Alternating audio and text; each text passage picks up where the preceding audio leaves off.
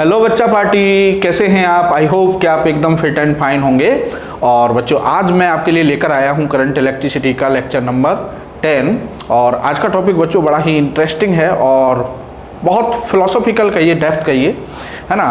तो टॉपिक है हमारा किरचॉफ्स लॉज।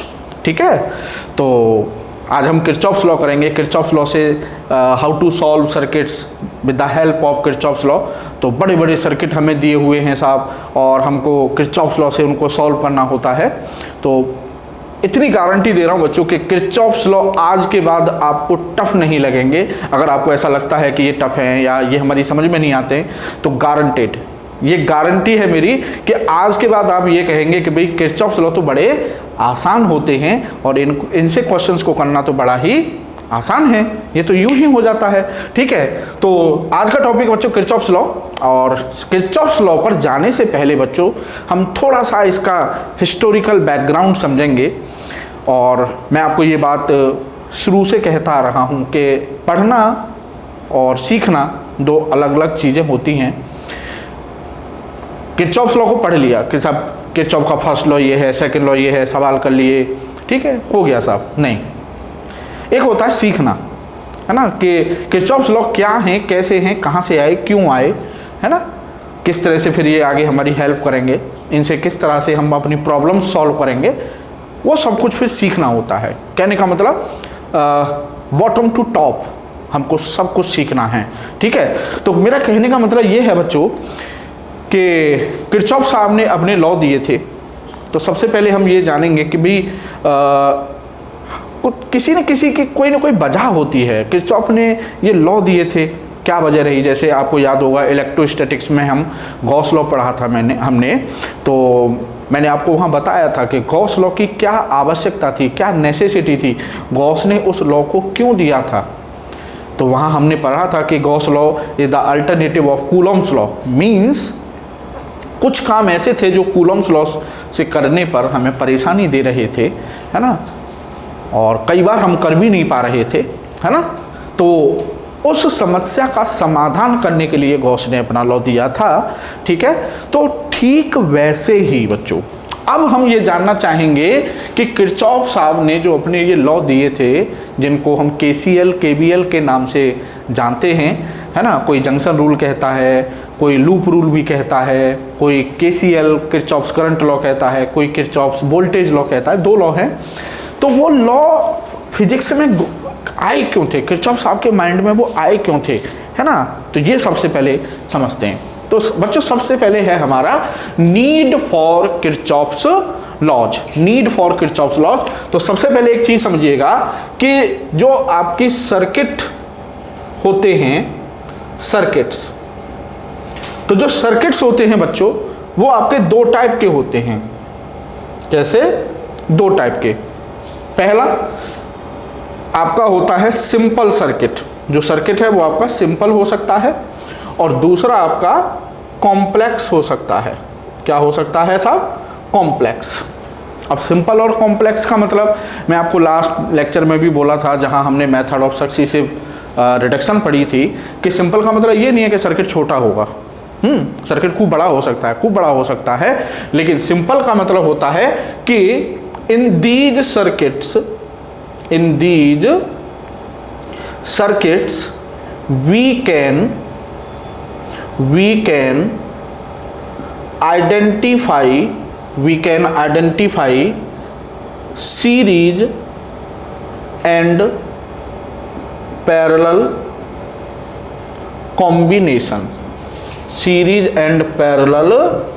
combinations easily। कैसे? easily। सर्किट छोटा हो बड़ा हो, सिंपल का मतलब ये नहीं है। सर्किट छोटा भी हो सकता है, बड़ा भी हो सकता है इन साइज। सिंपल से मतलब ये होता है कि वो सर्किट चाहे कैसा भी हो, लेकिन हम ये आइडेंटिफाई कर सकते हैं कि इस सर्किट में कौन से एलिमेंट्स सीरीज में हैं और कौन से एलिमेंट्स पैरेलल में हैं। राइट? ठीक है, तो जैसे आपके सामने ये आपका सर्किट है ये, ठीक है, तो ये सर्किट ठीक है, ना बहुत छोटा है ना बहुत बड़ा है, लेकिन इस सर्किट में हम ये देख पा रहे हैं कि R2, R4, R3 तीनों का एक ही कॉमन पॉइंट है इस एंड का, भाई इस पॉइंट पर R2 कनेक्ट है, इसी पॉइंट पर R4 कनेक्ट है, इसी पॉइंट पर R3 कनेक्ट है। सिमिलरली ये पॉइंट तीनों के लिए कॉमन हो गया। कहने का मतलब R2 R4 R3 तीनों के अक्रॉस पोटेंशियल डिफरेंस आपका सेम है। पोटेंशियल डिफरेंस सेम है मतलब ये तीनों पैरेलल में होंगे। फिर इनकी जगह जो एक रखेंगे वो और ये R1 वो दोनों सीरीज में हो जाएंगे। कहने का मतलब इस सर्किट में हम ये आइडेंटिफाई कर पा रहे हैं कि कौन कौन से रजिस्टर पैरेलल में हैं या कौन से रजिस्टर सीरीज में हैं। तो ये हमारा सर्किट हो गया साहब सिंपल सर्किट। क्लियर। अब बच्चों जब सिंपल सर्किट का हम एनालिसिस करते थे मेथड ऑफ सक्सेसिव रिडक्शन, आप अगर किसी ने आप में से नहीं देखी है तो मैं उस वीडियो का लेक्चर मैंने आपका डिस्क्रिप्शन में दे रखा है, आप उसको ज़रूर देखिएगा। ठीक है। तो मेथड ऑफ सक्सेसिव रिडक्शन में अब सिंपल सर्किट है ये। अब सिंपल सर्किट में मान लो उसने पूछा हमसे कि भाई इस वाले रजिस्टर में करंट कितनी है, मतलब I2 पूछ रहा है सपोज कीजिए, या इस वाले में करंट पूछ रहा है I4, या इस वाले में करंट पूछ रहा है I3, ठीक है, या इसमें करंट पूछ रहा है कि I1 कितनी है, या R2 के अक्रॉस पोटेंशियल डिफरेंस पूछ रहा है, या R4 के अक्रॉस पोटेंशियल, कुछ भी व्हाटएवर। तो हमको यहाँ पता है, हम क्या करते थे मेथड ऑफ सक्सेसिव रिडक्शन में कि पहले हम ये देखते आते कि भाई ये तीनों पैरेलल में इनकी जगह एक रखा, फिर ये दोनों सीरीज में तो उनकी जगह एक रख दिया, तो लास्ट में आके एक रेजिस्टेंस बचता था रिड्यूस होते होते होते होते, और फिर हम बैक में जाते थे कि ये इनका कॉम्बिनेशन पैरेलल है, पैरेलल में पोटेंशियल डिफरेंस सेम रहता है, तो इनके अक्रॉस इसके अक्रॉस पोटेंशियल डिफरेंस, इसके अक्रॉस पोटेंशियल डिफरेंस, इसके अक्रॉस पोटेंशियल डिफरेंस सेम रहेंगे, है ना। फिर सीरीज का हमें पता है कि सीरीज में करंट सेम रहती है। तो कहने का मतलब ये है कि इन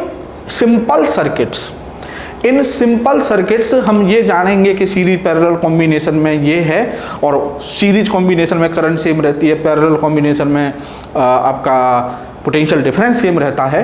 तो by simply applying Ohm's law, ठीक है, कौन सा ओम्स लॉ, तो अगर हमें करंट चाहिए तो I = V/R, है ना, अगर हमें पोटेंशियल डिफरेंस चाहिए तो V = IR। कहने का मतलब सिंपल सर्किट का एनालिसिस, है ना, यहां पे लेके दे रहा हूं, we can analyse simple circuits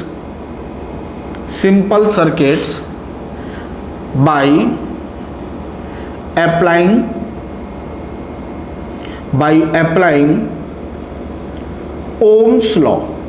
applying Ohm's law, ठीक है। कहने का मतलब सिंपल सर्किट कितना भी बड़ा हो, कितना भी, हम उसका एनालिसिस ओम्स लॉ से पता कर सकते हैं। मतलब हम किसी भी रजिस्टर में कितनी करंट है, किसी भी रजिस्टेंस के अक्रॉस कितना पोटेंशियल डिफरेंस है, कुछ भी पूछा हो हम ओम्स लॉ से वो पता कर सकते हैं, बशर्ते कि हमको बस इतना पता हो कि कौन सीरीज में है कौन पैरेलल में है, तो सिंपल सर्किट हो गया सॉल्व। तो कहने का मतलब इन शॉर्ट सिंपल सर्किट को हम ओम्स लॉ की हेल्प से सॉल्व कर सकते हैं। ठीक है, मुद्दे की बात थी ये। अब बच्चों दूसरा जो सर्किट है वो है हमारा कॉम्प्लेक्स सर्किट, और कॉम्प्लेक्स सर्किट का मतलब है कि in these circuits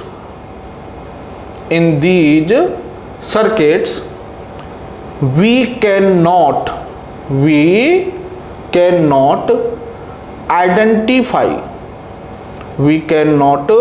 identify series and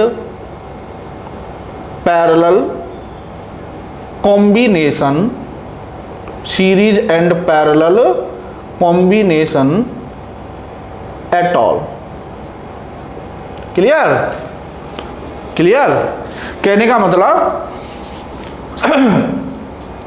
हम कॉम्प्लेक्स सर्किट का मतलब है कि उसमें कितना भी हम जतन कर लें, कितना भी दिमाग लगाने बच्चों, हमको ये पता ही नहीं चलेगा कि कौन सीरीज में और कौन पैरेलल में। अब जब हमको यही नहीं पता कि सीरीज में कौन पैरेलल में कौन, सोचने वाली बात है, तो फिर हमें यही नहीं पता कि किसके अक्रॉस किन के अक्रॉस पोटेंशियल डिफरेंस सेम है या किस में करंट सेम है, हमें कुछ नहीं पता, है ना।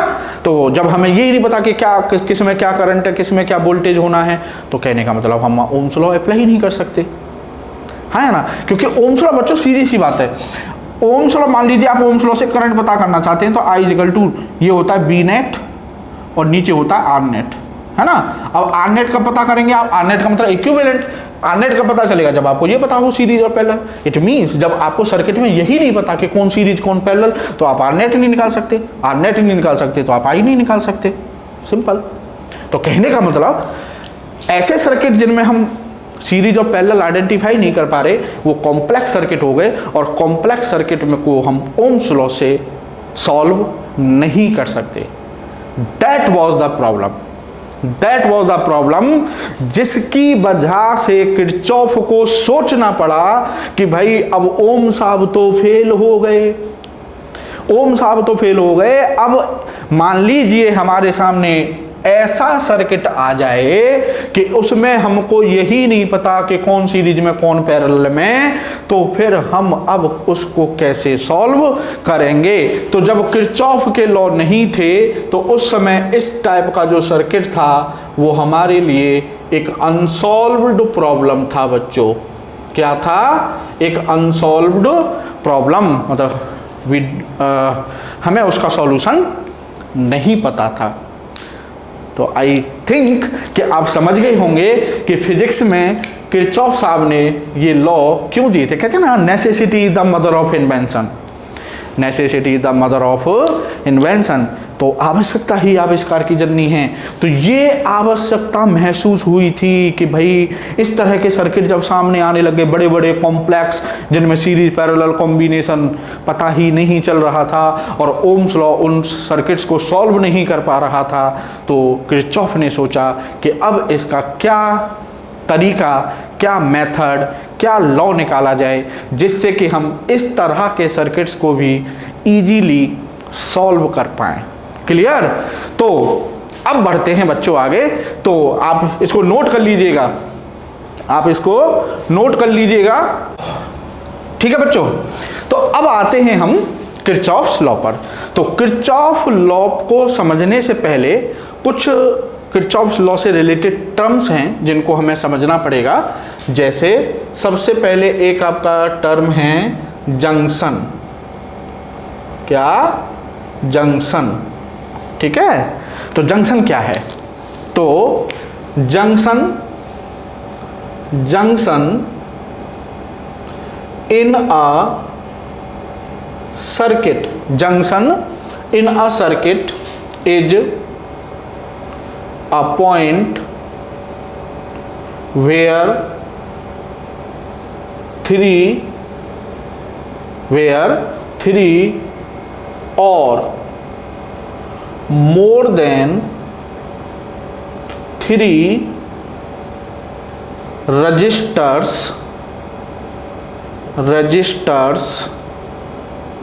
meet। क्लियर? बहुत सिंपल पॉइंट है। जंक्शन क्या है? अच्छा, जंक्शन क्या है? Junction in a circuit is a point where 3 और मोर देन 3 रजिस्टर्स मीट। तो आपके सामने बच्चों ये एक कॉम्प्लेक्स सर्किट ही है, ठीक है। तो इसमें हमें जंक्शन को पकड़ना है कि भाई जंक्शन क्या है। तो एज पर द डेफिनेशन ये कह रहा है कि सर्किट में जंक्शन वो पॉइंट होता है जहां 3 या 3 से ज़्यादा रजिस्टर एक दूसरे से मीट करते हैं। जैसे स्क्वायर होता है ना, स्क्वायर, जैसे मान लो ये स्क्वायर है, तो स्क्वायर मैथमेटिक्स में देखें तो ये दोनों साइड यहाँ मिल रही हैं, तो ये एक तरह से जंक्शन है, ठीक है। मान लो ये डायगोनल है, तो एक साइड ये, एक साइड ये, डायगोनल, तीनों इस पॉइंट पर मिल रहे हैं, तो ये जंक्शन है। तो आपको वो पॉइंट ढूंढना है जहाँ पर 3 या 3 से ज़्यादा रजिस्टर एक दूसरे से एक कॉमन पॉइंट पर मिल रहे हैं। जैसे देखिए, मान लीजिए कि ये मैंने आपका एक सर्किट है, तो ये ए point A B C D E F, ठीक है। तो ये F जो पॉइंट है इसको देखिएगा ध्यान से, ये जो F पॉइंट है देखिए यहाँ पर R1 आके मिल रहा है, यहाँ पे R2 मिल रहा है और R3 आपके मिल रहा है। तो कहने का मतलब F ये जो F है ये आपका एक जंक्शन है। क्या है? आपकी जंक्शन। तो सिंपल है, जंक्शन किसी भी सर्किट में वो पॉइंट है जहां पर 3 या 3 से ज़्यादा रजिस्टर मीट कर रहे हैं, ठीक है। और बताइए, ढूंढिए, ठीक है। तो देखिए ये जो आपका पॉइंट C है भाई, इधर से ये रजिस्टर मिल रहा है, ये रजिस्टर यहाँ के मिल रहा है, ये रजिस्टर यहाँ के मिल रहा है, तो ये भी क्या है साहब? आपका जंक्शन, ठीक है। आपका ये जंक्शन हो गया। क्लियर? अब साहब जंक्शन मैं समझता हूँ समझ में आ गया होगा। और बच्चों एक और चीज है, junction is also called node. ठीक है, junction is also called node, इसको नोड भी बोलते हैं, नोड और ब्रांच पॉइंट, ठीक है। वैसे जंक्शन और नोड वर्ड सबसे ज्यादा यूज होते हैं, तो जंक्शन या नोड, ठीक है, नोड, ठीक है, और ब्रांच पॉइंट। क्लियर? तो आई थिंक जंक्शन आपका क्लियर हो गया होगा। तो अब आते हैं बच्चों हम दूसरा जो इंपॉर्टेंट पॉइंट है, लूप। क्या? लूप और मैश, ठीक है, लूप और मैश। अब लूप का मतलब होता है बच्चों, अगर मैथमेटिकली सोचें, एनी क्लोज फिगर, तो सर्किल एक लूप है, स्क्वायर एक लूप है, रेक्टेंगल एक लूप है, ट्रायंगल एक लूप है, ठीक है ना। तो एनी क्लोज फिगर, तो लूप का मतलब अगर इलेक्ट्रिसिटी के टर्म्स में हमें लूप को डिफाइन करना है तो any closed conducting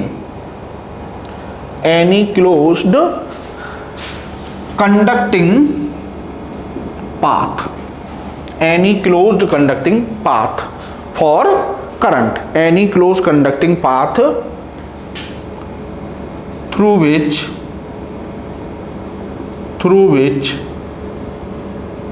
current flows। ठीक है, तो कहने का मतलब जैसे सपोज कीजिए साहब यहाँ से करंट आ रही है, फिर ऐसे गई, कुछ करंट ऐसे चली गई, तो इसमें करंट फ्लो कर रही है कि नहीं करेगी। तो ये जो क्लोज फिगर दिखाई दे रहा है आपको, इसमें CDEFC, क्लोज का मतलब होता है जिस पॉइंट से आप चलेंगे वापस वहीं आना है। तो जैसे मैं C से चला था तो CDEFC, ये आपका एक लूप हो गई जिसमें आपकी क्लोज्ड लूप में करंट क्या कर रही होगी, फ्लो कर रही होगी। सिमिलरली FABCF, है ना। अब बच्चा आप सोच रहे होगे सर आपको कैसे पता चला C से स्टार्ट होना है। अरे कहीं से भी, जहां से तुमको स्टार्ट करना है वहां से करो, लौट के वहीं आ जाओ। जैसे बच्चा बोला कि सर मैं तो यहाँ से स्टार्ट करूँगा, बिल्कुल कर लो, EFCDE, ये एक लूप है, ठीक है। बच्चा बोला कि सर मैं तो यहाँ से स्टार्ट करूँगा, यहाँ से कर लो, DEFCD। बच्चा बोला सर आपको कैसे पता है कि आप ऐसे ही चलना है, कैसे भी चलो, क्लोज फिगर बनाना है, DCFED, ऐसे चलो, क्लॉकवाइज एंटी क्लॉकवाइज। इस मामले में बच्चों किरचॉफ्स लॉ की तोड़ नहीं है। मतलब किरचॉफ साहब ने ऐसे लॉ बनाए, बोले कि यार यू आर फ्री, मतलब हमारे ऊपर छोड़ दिया सब कुछ, बोले कि आप फ्री हैं, जैसे चाहो वैसे लूप लो, जहाँ से चाहो वहाँ से स्टार्ट करो, जहाँ से चाहो वहाँ से लूप लो, जैसे चाहो। इतना फ्रीडम दिया उन्होंने हमें, ठीक है। तो अब देखो इसमें एक लूप ये भी हो सकती है, EABDE, ये भी तो एक क्लोज फिगर है ना। तो लूप और mesh, any close conducting path through which current flows. तो अगर मैं यहाँ से बात करूँ तो लूप EDCFE, ये एक लूप है, देख लीजिए, क्लोज पाथ है ना। और लूप FCBAF,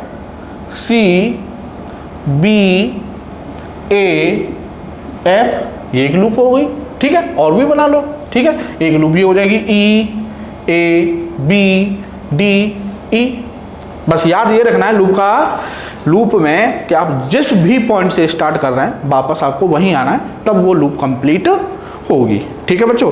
तो आई होप कि आपकी समझ में आ गया होगा कि क्या जंक्शन है, क्या लूप है। जंक्शन को हम नोड भी कहते हैं, जंक्शन को हम ब्रांच पॉइंट भी कहते हैं, और लूप को हम मैश भी कहते हैं। और लूप क्या है, कैसे सेलेक्ट करना है, ये तो ये बहुत दो इंपॉर्टेंट टर्म हैं बच्चों, है ना।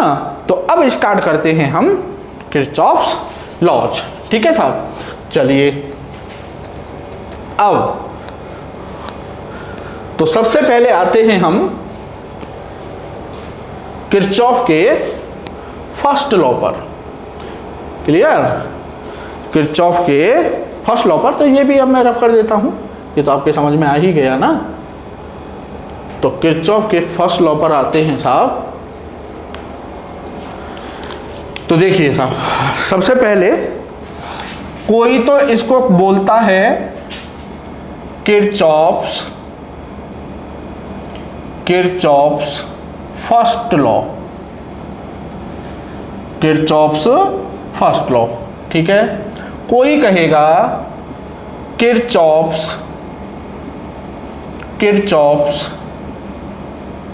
करंट लॉ, ठीक है। तो जो सबसे फेमस नेम है वो यही है, इसको शॉर्ट में बोलते हैं हम KCL, ठीक है। और कोई बोलेगा इसको बच्चों जंक्शन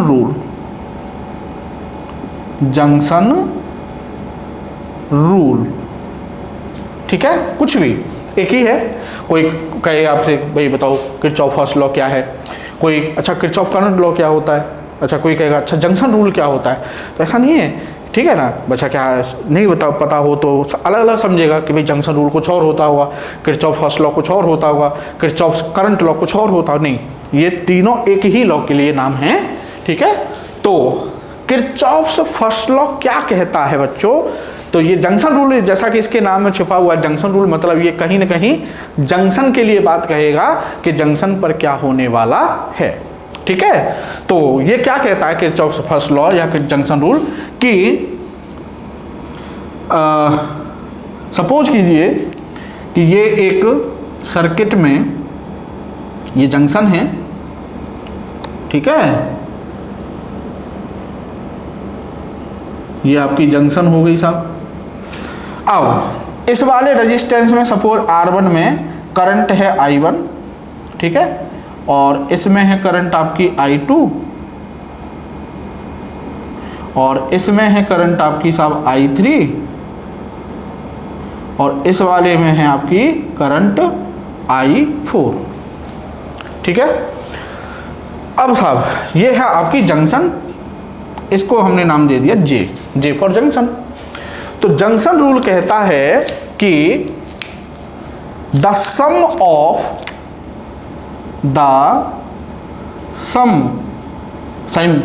मतलब जोड़ वाला, the some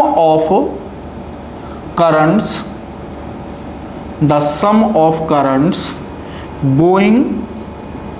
going towards the junction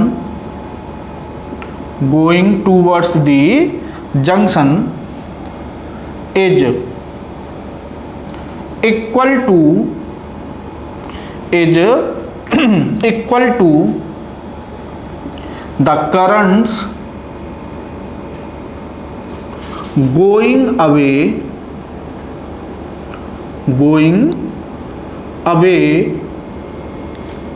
from the junction. Clear? बहुत सिंपल सा रूल है, बहुत सिंपल सा रूल कि जंक्शन की तरफ जो करंट्स आ रही हैं, ध्यान दीजिएगा, the sum of currents going towards the junction, मतलब जो जंक्शन की तरफ जा रही हैं, है ना, जंक्शन की तरफ जा रही हैं। जैसे जो I1 करंट है वो जंक्शन की तरफ जा रही है बच्चों, ध्यान से देखिएगा, जो I1 करंट है ये जंक्शन की तरफ जा रही है। सिमिलरली I2 करंट भी जंक्शन की तरफ जा रही है ना। लेकिन जो I3 है वो जंक्शन से दूर जा रही है, जंक्शन से दूर जा रही है, ठीक है, और I4 भी जंक्शन से दूर जा रही है। क्लियर?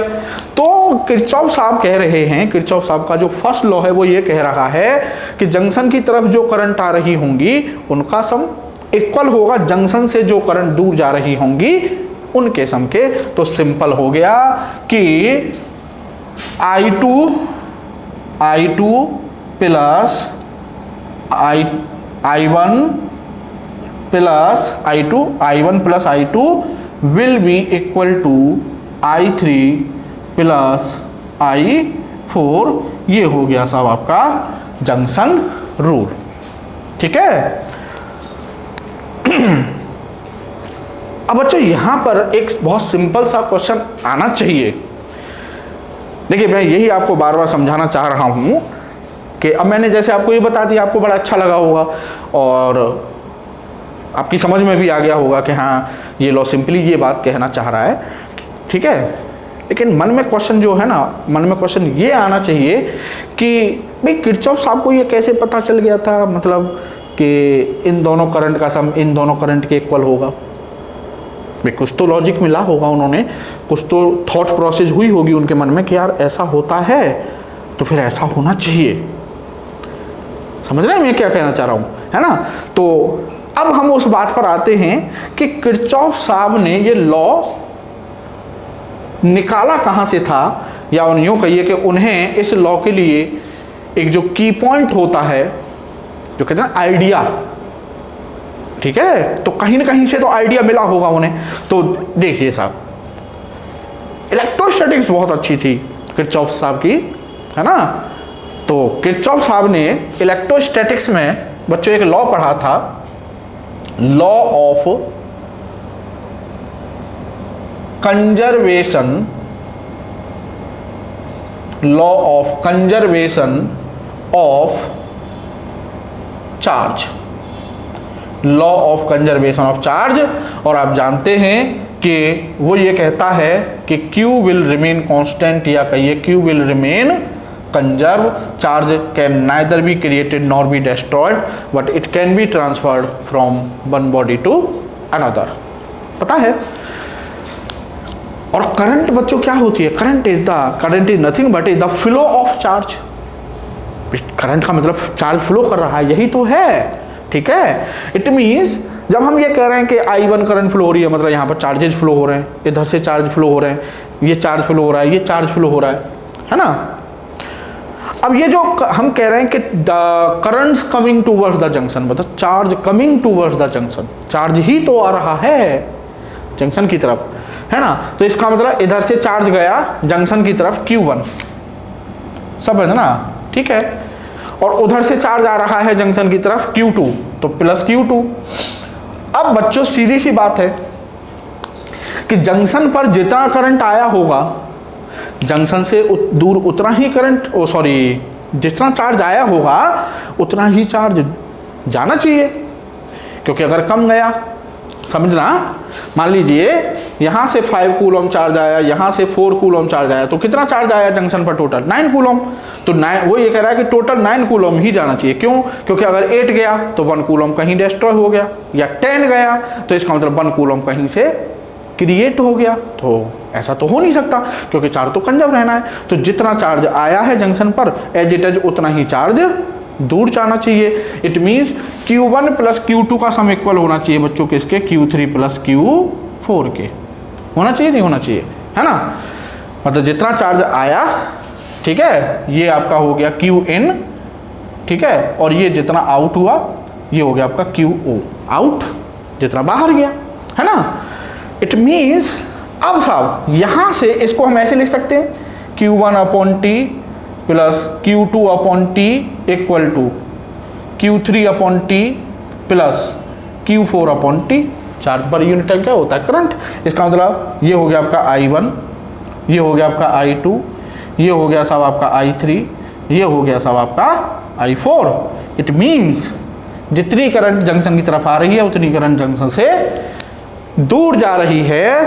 तो कहने का मतलब, अगर आपसे कोई बच्चों ये कहता है, पूछता है कि भाई बताओ किरचॉफ का फर्स्ट लॉ किस लॉ पर बेस्ड है, तो आप जवाब देंगे Kirchhoff's first law, Kirchhoff's current law is based on the law of conservation of charge. The law of conservation of charge, ये लॉ पहले से एग्जिस्ट कर रहा था। इस लॉ से आइडिया लेकर तब किरचॉफ ने इस लॉ को डिफाइन किया था। आई होप कि आप समझ गए होंगे बच्चों, ठीक है। तो अब मैं इसको रफ कर देता हूँ, ठीक है। फर्स्ट लॉ हो गया आपका और समझ में भी आपके आ गया होगा। तो अब बच्चों हम बढ़ते हैं दूसरे लॉ की तरफ, जंक्शन लॉ की तरफ, ठीक है। तो अब आते हैं सेकंड लॉ पर। तो ये आपके समझ में आ गया होगा, ठीक है। अब साहब किरचॉफ्स सेकंड लॉ, क्लियर। तो तो अब है आपका किरचॉफ्स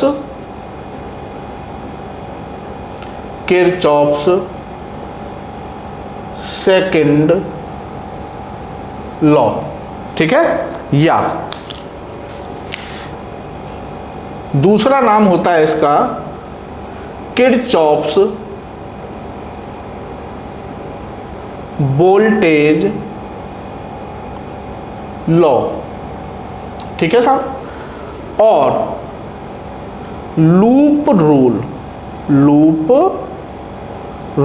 कुछ भी बोल दीजिए, तीनों में से कोई भी नाम आप यूज कर सकते हैं। वैसे ये नाम फेमस है और इसको शॉर्ट में हम बोलते हैं KVL, ठीक है। फर्स्ट लॉ को KCL, सेकंड को KVL, क्लियर। अब साहब तो सेकंड लॉ क्या है साहब? अब सेकंड लॉ बच्चों थोड़ा सा आपको लॉजिकली समझना है, तो मैं इसको भी रफ कर देता हूं अब, ठीक है। अब साहब सेकंड लॉ भी बड़ा मजेदार है। तो सेकंड लॉ कह रहा है बच्चों कि द एल्जेब्रिक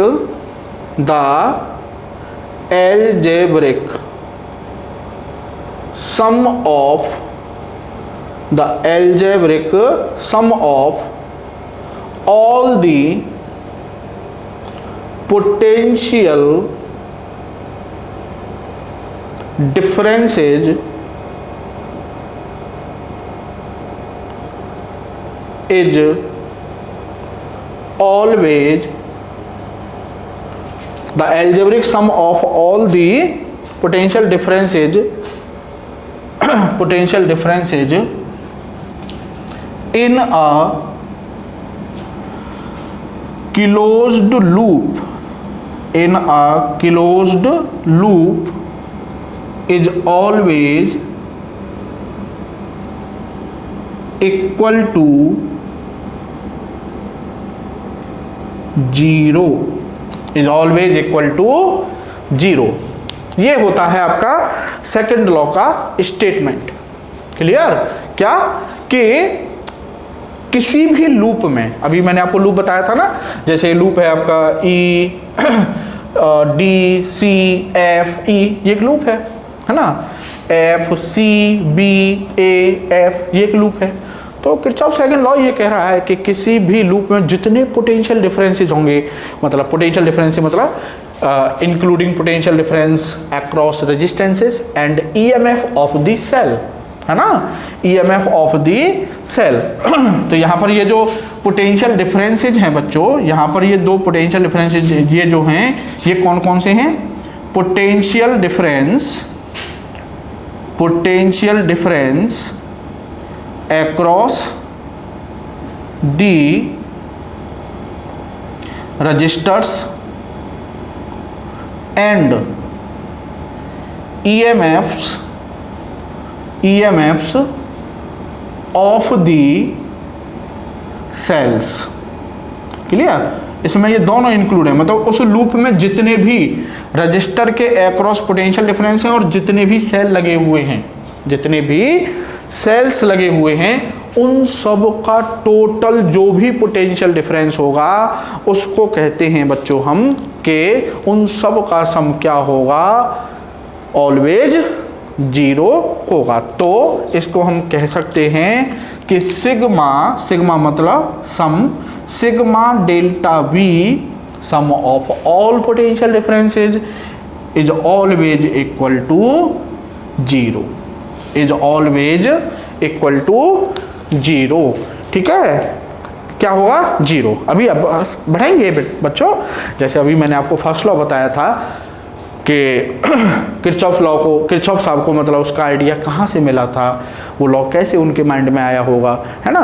तो वो आइडिया यहाँ इसके लिए भी मिला था उन्हें, तो इसके पीछे क्या आइडिया था, किरचॉफ साहब को कैसे पता चला कि भाई सारे पोटेंशियल डिफरेंसेस का सम 0 होगा, उस पर भी बात करेंगे, ठीक है। तो बच्चों फिलहाल ऐसा करते हैं कि जैसे सपोज कीजिए कि मान लीजिए ये करंट है हमारी I, ठीक है, यहाँ पर I, ठीक है, और इधर चली गई साहब आपकी सपोज I1, है ना, तो इधर जाएगी आपकी सपोज I2, ठीक है, क्लियर। तो ये आपका आई।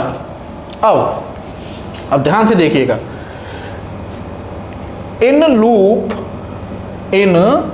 Loop E F C D और ई, ये लूप ले ली मैंने। तो वो कह रहा है अब इस लूप में देखो भाई रजिस्टर है तो रजिस्टर के अक्रॉस भी पोटेंशियल डिफरेंस होगा, इसमें सेल्स भी हैं E1 और E2, तो इनके अपने EMF भी होंगे, ठीक है। तो वो कह रहा है R1 के अक्रॉस पोटेंशियल डिफरेंस है ना, मतलब डेल्टा बी R1, ठीक है। फिर R2 के अक्रॉस भी पोटेंशियल डिफरेंस होगा तो डेल्टा बी R2, ठीक है। और दोनों सेल्स के EMF है, मतलब E1 प्लस E2, इन सब का सम क्या आना चाहिए बच्चों, 0 आना चाहिए। ये कह रहा है आपका किरचॉफ सेकंड लॉ, या कहिए किरचॉफ्स वोल्टेज लॉ, ठीक है। कि किसी भी लूप में जितने पोटेंशियल डिफरेंस होंगे, है ना, including potential difference across resistor and EMF of the cell, सारे सबको मिला के जो सम होगा वो 0 होगा, ठीक है। अब बात आती है कि साहब किरचॉफ साहब को ये बात कैसे पता चल गई। तो किरचॉफ साहब को बच्चों इसलिए बात पता चल गई कि किरचॉफ साहब, मैंने कहा था ना इलेक्ट्रोस्टैटिक्स बहुत अच्छी थी उनकी, पढ़ते थे वो इलेक्ट्रोस्टैटिक्स, ठीक है ना, आप भी पढ़ते रहा करिए, क्लियर। तो उन्हें कैसे पता चला था कि वो ये जानते थे कि भाई पोटेंशियल डिफरेंस होता है वर्क अपॉन क्यू नॉट, और ये वर्क किसका है, इलेक्ट्रिक फोर्स का। किसका वर्क है ये, इलेक्ट्रिक फोर्स का, सही है। और इलेक्ट्रिक फोर्स बच्चों कैसा होता है, कंजर्वेटिव। कैसा होता है, कंजर्वेटिव।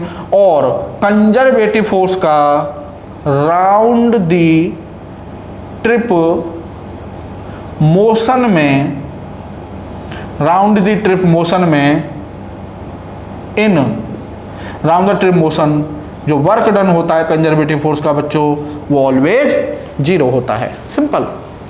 नहीं, मैं कंजर्वेटिव फोर्स भूल गए क्या, है ना, कि जहाँ से बॉडी चली थी ऐसे गई ऐसे गई ऐसे गई फिर वापस वहीं आ गई ए पर, तो this motion is called round the trip motion. और अगर ये कंजर्वेटिव फोर्स है, वर्क कर रहा है, मतलब बॉडी पर जो कंजर्वेटिव फोर्स लग रहा है, तो राउंड द ट्रिप मोशन में उसका वर्क डन 0 रहता है।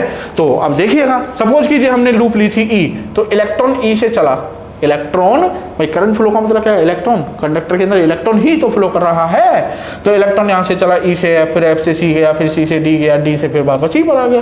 तो इलेक्ट्रॉन जहाँ से चला था वापस वहीं पर आ गया, इलेक्ट्रॉन जहाँ से चला था वापस वहीं पर आ गया, मतलब मोशन होगी राउंड द ट्रिप। और कौन लेके घुमा रहा है उसे, इलेक्ट्रिक फील्ड ही तो घुमा रहा है कंडक्टर्स के अंदर जो इलेक्ट्रिक फील्ड है, और वो कैसा है, कंजर्वेटिव है ना।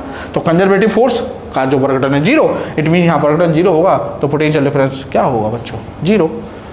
तो बहुत बड़े लॉजिक नहीं लगाए थे उन्होंने, मतलब जो अब आपको लग रहा होगा अरे यार ये बात तो हम भी जानते थे, लग रहा होगा, फील कीजिएगा, है ना, फील कीजिएगा and think like a physicist, और आपको पता चलेगा कि हाँ यार देखो तो हम भी इन सब बातों को जानते थे, है ना। लेकिन वो कहते हैं ना कि how to think like a physicist, तभी आप चीज़ों को क्या कर पाते हैं, ऑर्गेनाइज कर पाते हैं कि अगर ये चीज़ ऐसे होती है तो यार ऐसे भी तो हो सकता है, समझ रहे हैं आप। तो अब मैंने आपको एक इलेक्ट्रोस्टैटिक्स का जो लेक्चर नंबर 1 था, उस चैप्टर 2 का इलेक्ट्रोस्टैटिक पोटेंशियल एंड कैपेसिटेंस का, मैंने उसमें आपको वर्क और एनर्जी का इतना घनिष्ठ रिलेशन समझाया था कि अगर कहीं पर वर्क डन 0 है, इट मीन्स किसी पार्टिकल पर कोई वर्क नहीं हो रहा है, तो डेफिनेटली उसकी एनर्जी में कोई चेंज नहीं होगा। तो इट मीन्स यहाँ वर्क डन नहीं हो रहा है, तो इसका मतलब जो एनर्जी है वो कंजर्व है, जितनी एनर्जी इलेक्ट्रॉन लेके चला था वापस उतनी एनर्जी लेकर आया होगा।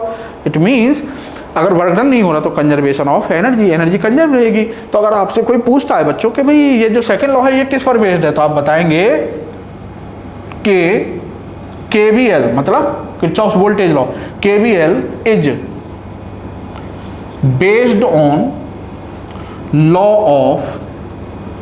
Of conservation of energy, law of conservation of energy, simple.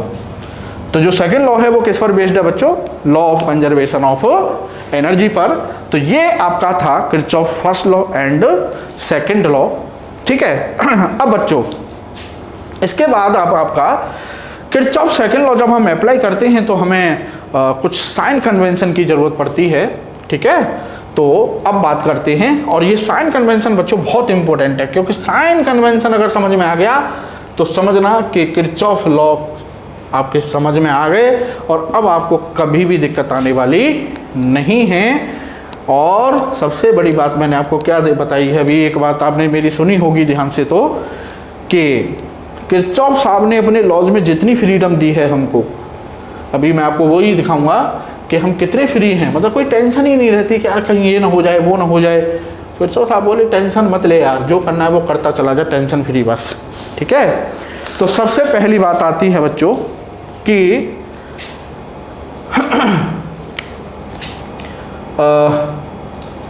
Sign convention, sign convention for, sign convention for KBL, sign convention for KBL। तो सबसे पहली बात कि ये साहब आपका सेल है, ठीक है, ये सेल, आप जानते हैं सेल में जो छोटा वाला बार होता है वो नेगेटिव और जो बड़ा वाला बार होता है वो पॉजिटिव, है ना। और ये आपका पॉइंट A, ये पॉइंट B, सेल का EMF है आपका E, क्लियर। और हम साहब ये हमारा, हम A से B जा रहे हैं, ये है हमारा path of travel, path of travel मतलब हम A से B जा रहे हैं। तो if B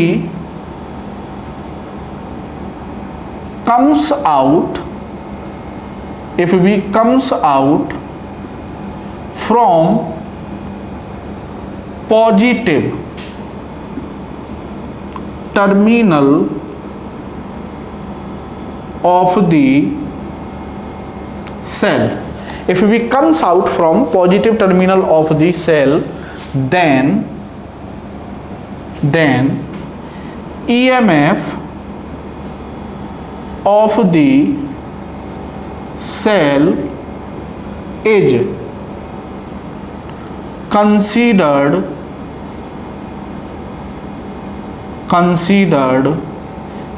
as positive, that is cell का जो EMF है उस केस में कैसा लिया जाएगा बच्चों, प्लस E, क्लियर। अभी समझ में आ जाएगा, ठीक है। बस एक बार इसको सुनिएगा ध्यान से। सपोज कीजिए हम जब लूप में चल रहे हैं कि भाई E से F, और हमने अभी लूप ली थी ना E F C D E ऐसे, तो ध्यान से देखिएगा। जब हम E से F गए, ठीक है, फिर F से जाएंगे C, तो जब F से C ट्रेवल कर रहे हैं, पाथ ऑफ ट्रेवल, जब हम F से C ट्रेवल कर रहे हैं तो हम एंटर हुए पॉजिटिव टर्मिनल से, ठीक है। और जब बाहर आए तो कौन से टर्मिनल से बाहर आए बच्चों, नेगेटिव टर्मिनल से बाहर आए, इस वाले टर्मिनल से बाहर आए, इट मीन्स, है ना। अब यहाँ पर देखो C से D गए, फिर जब D से E जा रहे हैं, D से जब E जा रहे हैं इधर, this is the path of travel, जिसे हम पाथ ऑफ ट्रेवल बोल रहे हैं, और हम नेगेटिव से एंटर हुए, नेगेटिव टर्मिनल से, और पॉजिटिव टर्मिनल से बाहर निकले। तो वही कह रहा है कि अगर ड्यूरिंग द ट्रेवलिंग, जब हम लूप में चल रहे हैं उस दौरान अगर हम सेल के पॉजिटिव टर्मिनल से बाहर निकलते हैं, if we comes out from positive terminal of the cell, then उस सेल के EMF को हम पॉजिटिव रखेंगे, क्लियर। अब साहब दूसरा, मान लीजिए ये A और सिचुएशन है ये, ठीक है, उल्टा हो गया, और आप चल रहे हैं A से B ऐसे, ये है आपका पाथ ऑफ ट्रेवल, ठीक है। तो बिल्कुल same, if we comes out from negative terminal, तो जब हम A से B जा रहे हैं, पाथ ऑफ ट्रेवल A से B, तो A से B जब जा रहे हैं बच्चों तो पॉजिटिव में तो एंटर होंगे, और फिर जब बाहर निकलेंगे तो कौन से टर्मिनल से बाहर निकलेंगे, नेगेटिव वाले से। तो अगर नेगेटिव टर्मिनल से बाहर आ रहे हैं हम सेल के, तो उस केस में वहाँ EMF हमारा कैसा होगा बच्चों, ई। Clear clear. तो आप इसको लिख लीजिएगा बिल्कुल, बस यहाँ नेगेटिव और यहाँ पर आपका नेगेटिव। क्लियर।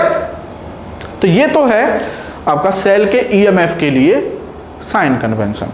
अब बच्चों दूसरा साइन कन्वेंशन क्या है, वो है इनके लिए रेजिस्टेंस के अक्रॉस जो पोटेंशियल डिफरेंस होगा उसका साइन कैसे डिसाइड करेंगे, है ना।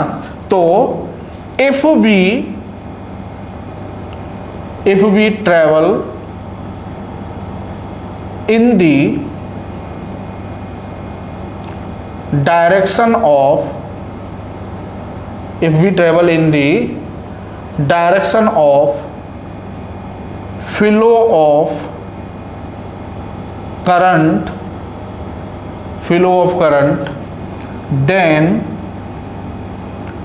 IR क्या होता है, potential difference across resistance, then IR term is taken as negative. अब आप उल्टा सोचेंगे होंगे, अब इसका मतलब समझिए पहले, है ना, थोड़ा सा अजीब भी लग रहा हुआ। अच्छा एक चीज़ और बच्चों क्लियर कर दूं, ये साइन कन्वेंशन है, हो सकता है किसी बुक में आपको कुछ और मिले, है ना। तो ये अगर ऐसा होता है तो फिर बच्चा क्या कंफ्यूज हो जाता है, कहेगा यार इसका मतलब सर ने उन्होंने गलत बताया या फिर ये बुक गलत बता रही है। नहीं, ना वो बुक वाला गलत है ना मैं गलत हूँ, मैं भी जो बता रहा हूँ वो आपको मैं भी किसी न किसी बुक से ही बता रहा हूँ, समझ रहे हैं आप। तो ये साइन कन्वेंशन है। आप कोई भी साइन कन्वेंशन जो आपको सूटेबल लगे, मेरा सूटेबल लग रहा है आप मेरा यूज़ कीजिए, किसी बुक दूसरी बुक का आपको सूटेबल लग रहा है वो कीजिए, मतलब आपको जो अच्छा लग रहा है, मतलब मेरे को ये अच्छा लगता है, मुझे ईजीली लगता है ये, है ना। तो अलग अलग बुक्स में अलग अलग साइन कन्वेंशन मिलेगा, तो आपको कन्फ्यूज नहीं होना है। आपके पास अगर नंबर 2-3 तरह के साइन कन्वेंशन मतलब सामने आ गए हैं तो आप उस वाले साइन कन्वेंशन को ले लो जिसमें आपको कंफर्टेबल आप फील कर रहे हैं कि मेरे को ये आसानी से समझ में आता है और मेरे को मेमोराइज रहता है, आप उसे लीजिए, आंसर वही आएगा। ठीक है।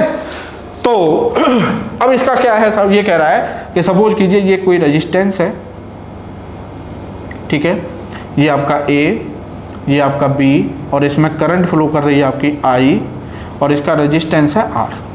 ठीक है। तो हम A से B जा रहे हैं, this is the path of travel,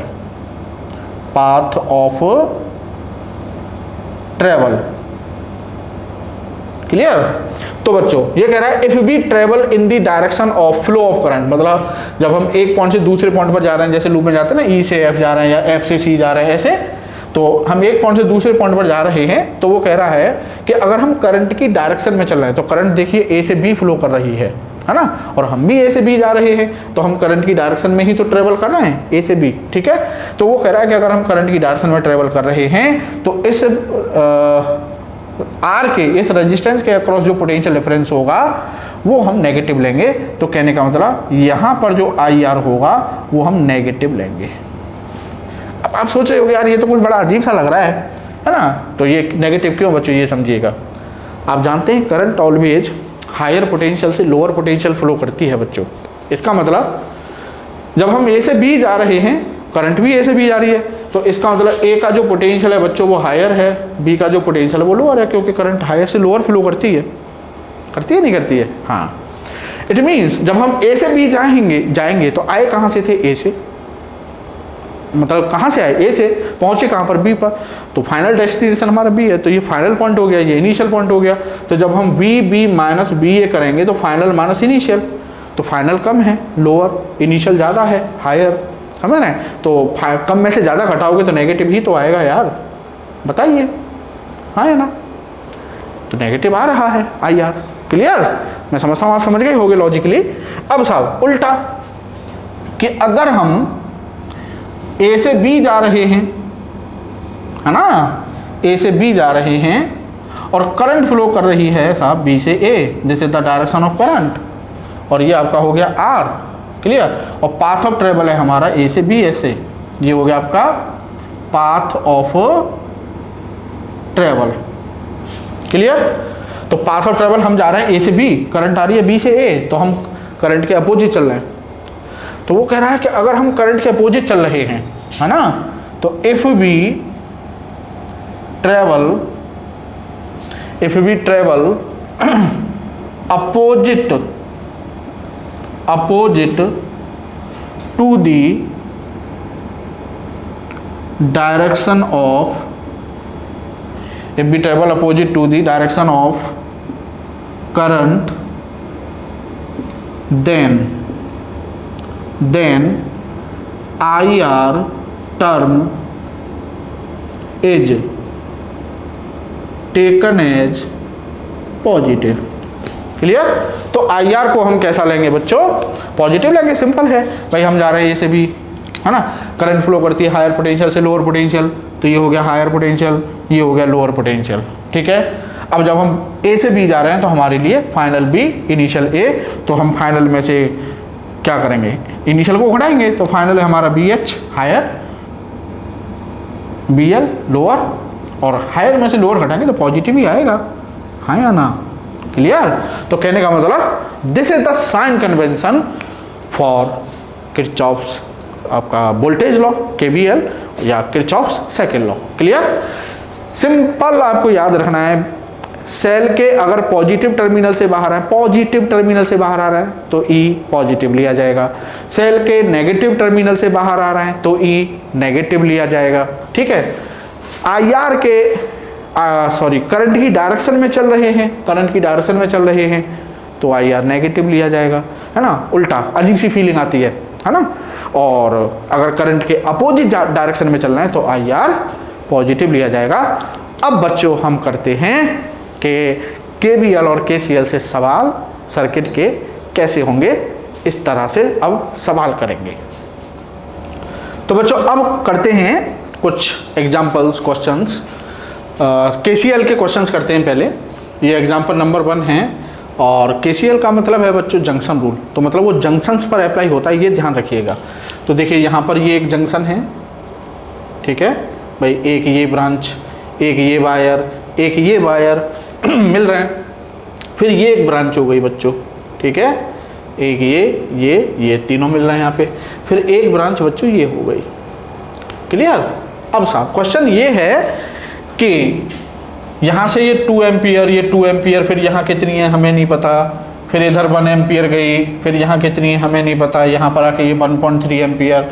तो वो कह रहा है कि ये वाली जो ब्रांच है इसमें कितनी करंट है ये बताना है। यहाँ आके ये वाली जो ब्रांच है, तो कोई दिक्कत नहीं, यहाँ से स्टार्ट करो बच्चों। ये जंक्शन है तो ये मान लेते हैं हम I1, तो 2 एम्पियर जंक्शन की तरफ आ रही है, ये 2 एम्पियर ये भी जंक्शन की तरफ आ रही है, और जंक्शन की तरफ आने वाली करंट का सम इक्वल होता है जंक्शन से दूर जाने वाली करंट के। तो ये करंट अगर हम मानते हैं I1, तो I1 दूर जा रही है, तो I1 इक्वल होनी चाहिए जो जंक्शन की तरफ करंट आ रही थी उनके, तो 2 + 2 बोले तो 4 एम्पियर। तो ये करंट हो गई साहब हमारी 4 एम्पियर। सिंपल। अब साहब ये 4 एम्पियर हो गई, ठीक है। अब इस जंक्शन पर अप्लाई कर दो जंक्शन रूल, तो ये हो गई आपकी 4 जंक्शन की तरफ आ रही है ना, 4 जंक्शन की तरफ आ रही है, और ये जंक्शन से दूर जा रही है बच्चों, है ना। और यहाँ पर जो करंट है मान लो वो है हमारी I2, तो 4 इक्वल होगी I2 + 1 के, क्योंकि ये भी दूर जा रही है, ये भी दूर जा रही है, दूर जाने वाली दोनों करंट का सम इक्वल होगा जो करंट की जंक्शन की तरफ आ रही है ना। तो यहाँ से I2 हो जाएगी बच्चों 4 - 1 मतलब 3 एम्पियर, ठीक है। तो ये वाली करंट हो गई साहब हमारी 3 एम्पियर। अब साहब इस जंक्शन पर लगा दो, तो 3 एम्पियर जंक्शन की तरफ आ रही है, बिल्कुल साहब आ रही है, ठीक है, इक्वल टू, है ना, ये वाली जंक्शन से दूर जा रही है, और ये वाली भी जंक्शन से दूर जाएगी। क्लियर। तो या हमें नहीं पता क्या है, सही है ना, हमें नहीं पता कि ये क्या है। तो देखो बच्चों इतना समझ लो कि ये हमारी 3 एम्पियर जंक्शन की तरफ आ रही है, और ये आपकी जंक्शन से दूर जा रही है 1.3। ध्यान से समझना। तो यार सीधी सी बात है, ये 1.3 है और इधर 3 है, तो इधर भी 3 ही होना चाहिए, तभी तो दोनों बराबर होंगी। इसका मतलब ये वाली जो करंट है ये भी जंक्शन से दूर ही जाएगी, तो ये +x है ना। तो x = 3 - 1.3, तो ये आ जाएगा आपका 1.7 एम्पियर। सवाल खत्म, ठीक है।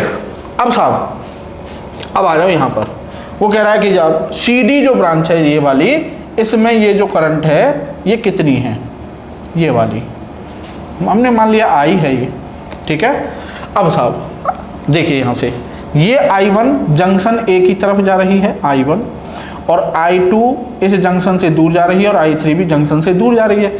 तो as per junction rule junction से दूर जाने वाली करंट का सम जंक्शन की तरफ आने वाली करंट के इक्वल होता है। तो जंक्शन से दूर जाने वाली करंट का सम मतलब I2 प्लस I3 इक्वल होना चाहिए किसके, I1 के, ठीक है। अब देखो ये I2, ये इसमें I2 आएगी, ये हो गया साहब I2, है ना। अब ये I2 और ये I3 ये जंक्शन C की तरफ आ रही हैं, ये जंक्शन C की तरफ आ रही हैं। तो जंक्शन की तरफ आने वाली करंट का सम मतलब I2 प्लस I3 इक्वल होता है जंक्शन से दूर जाने वाली करंट की, मतलब I के इक्वल होना चाहिए। और I2 प्लस I3 किसके इक्वल है बच्चों, I1 के। तो I2 plus I3 equal to I1। तो ये जो वैल्यू है आपकी I, ये कितनी होगी, I2 प्लस I3। सिंपल, अरे सिंपल सी बात है। यहाँ से जितनी करंट निकलेगी ये पूरी करंट घूम घाम के फाइनली यहाँ से उतनी ही तो निकलेगी, ठीक है। अब साहब यहाँ पर आ जाओ, तो देखो साहब ये हो गई जंक्शन। यहाँ पर क्वेश्चन है इस वाली ब्रांच में करंट गिवन है, इस वाली में गिवन है, इस वाली में गिवन है, इस वाली में गिवन है। ये वाली जो ब्रांच है इसमें हमें करंट नहीं पता, और ये पता करना है कि ये जंक्शन से दूर जा रही है या जंक्शन की तरफ आ रही है, ये भी पता करना है। चलो हमें नहीं पता कि ये जंक्शन से दूर जा रही है या जंक्शन की तरफ आ रही है, तो पहले जंक्शन की तरफ जितनी भी करंट है उन्हें लिख लेते हैं। तो 5 एम्पियर जंक्शन की तरफ जा रही है तो 5, 4 एम्पियर जंक्शन की तरफ आ रही है तो 4, ठीक है। अब साहब इक्वल 5 एम्पियर जंक्शन से दूर जा रही है, ये वाली 3 एम्पियर भी जंक्शन से दूर जा रही है, ठीक है। तो जंक्शन की तरफ आने वाली करंट का सम जंक्शन से दूर जाने वाली करंट के इक्वल होना चाहिए। अब बच्चों अगर ये तो हो गई आने वाली करंट, ये हो गई दूर जाने वाली करंट, तो 5 और 7 9, ये 5 और 3 8, जबकि बराबर होनी चाहिए। इसका मतलब ये करंट इधर आनी चाहिए, तभी तो सम जुड़ के बराबर होगी, है ना। तो यहाँ से x की वैल्यू कितनी आ गई, 9 माइनस 8 मतलब 1 एम्पियर। तो ये कौन सी की तरफ किधर जुड़ी है, दूर जाने वाली। तो ये 1 एम्पियर की करंट इसमें किधर है, दूर जाने वाली करंट में, ठीक है। तो ये था हमारा KCL के कुछ एग्जाम्पल। अब बच्चों कुछ अच्छे अच्छे एग्जाम्पल लेते हैं हम KVL के, कि हाउ टू, क्योंकि KVL ज़्यादा इंपॉर्टेंट है, कि how to apply KVL to solve circuits, ठीक है। तो बच्चों अब देखते हैं KVL के क्वेश्चंस। और KVL का ये एक सर्किट मैंने लिया है आपको, कि ये 4 ओम, ये 4 ओम, 4, 1 ओम, 6 ओम, 5 ओम, 5 ओम, और ये 4 वोल्ट और 2 वोल्ट EMFs के 2 सेल हैं। क्वेश्चन उसका सिंपल है, वो कह रहा है calculate the current in 6 ohm resistor. ये जो 6 ओम वाला रजिस्टर है इसमें करंट बतानी है। अब सीरीज और पैरेलल कॉम्बिनेशन तो ढूंढो ही मत, वो तो मिलेंगे ही नहीं, ठीक है। और जब ऐसी सिचुएशन आ जाती है कि भाई हमें सीरीज और पैरेलल तो समझ में ही नहीं आ रहे, तो फिर हमारे पास एक ही सॉल्यूशन है, एक ही समाधान है, और वो है हमारा किरचॉफ्स लॉज, ठीक है। और अभी मैं आपको बच्चों एक बात बार बार कह रहा था कि किरचॉफ साहब ने जो अपने लॉ दिए थे वो इतनी फ्रीडम दी थी उनको अप्लाई करने में, हमको इतनी फ्रीडम दे रखी है कि आई कांट इमेजिन। अब आप खुद देखेंगे कि इतना फ्री यार, इतना फ्री स्टाइल सोचना है इसमें, मतलब टेंशन ही नहीं लेनी। देखिए जैसे सबसे पहला स्टेप होता है बच्चों कि अगर आपके पास सर्किट में इस तरह के सर्किट में 2 या 2 से ज़्यादा सेल हैं, जैसे यहाँ 2 हैं, 3 भी हो सकते हैं, 4 भी हो सकते हैं, 5 भी हो सकते हैं, ठीक है। 2 या 2 से ज़्यादा सेल हैं, तो अब आप सोचेंगे यार इस वाले कौन से वाले सेल से करंट निकालूं, सेल तो ये भी करंट देगा, ये भी करंट देगा। अब हो गया कन्फ्यूजन, क्योंकि एक होता है तब तक तो ठीक है, भाई एक है तो कैसे भी करवा लो, करंट इसी सेल को देना है, सिंगल के केस में तो ये है। लेकिन जहाँ 2 हो 3 हो तो फिर हम क्या सोचते हैं कि अब यार ये वाला सेल ऐसे करंट देगा, फिर इसकी ऐसे जाएगी, फिर कैसे, मतलब कुल मिला के कन्फ्यूजन होना है कि कौन से वाले सेल से करंट निकालें और कैसे निकालें। तो सबसे पहली फ्रीडम ये है बच्चों, आपकी मर्जी, आपको आई करंट निकालनी है। आपके पास 2 से ज़्यादा सेल हैं, तो चाहे 2 से ज़्यादा सेल हैं, 3 4 कोई भी, आप उनमें से कोई भी एक सेल पकड़ लीजिए, ये वाला कोई भी, और मान लीजिए कि उस सेल से कितनी करंट आ रही है, आई। तो मैंने मान लिया कि इस सेल से आई करंट आ रही है, ठीक है। सबसे पहला स्टेप है ये, सबसे पहला स्टेप, कोई भी सर्किट हो, अगर एक सेल है फिर तो कोई दिक्कत ही नहीं है, उसी से निकलनी है करंट। बात है जब दो या दो से ज़्यादा सेल हैं तो आपकी मर्जी, जिस सेल से चाहो आप उस सेल से करंट निकाल लीजिए कि इस सेल से इतनी करंट है आई आ रही है, बस। उसके बाद फिर वो आई आपको पूरे सर्किट में KCL जंक्शन रूल अप्लाई करके डिस्ट्रीब्यूट करनी है, ठीक है। अब कैसे इसको डिस्ट्रीब्यूट, मतलब पूरे इसमें डिस्ट्रीब्यूट कैसे करूँगा मैं, देखिए यहाँ से आई तो यहाँ से आई। अब बच्चों ये आ गई जंक्शन, ठीक है।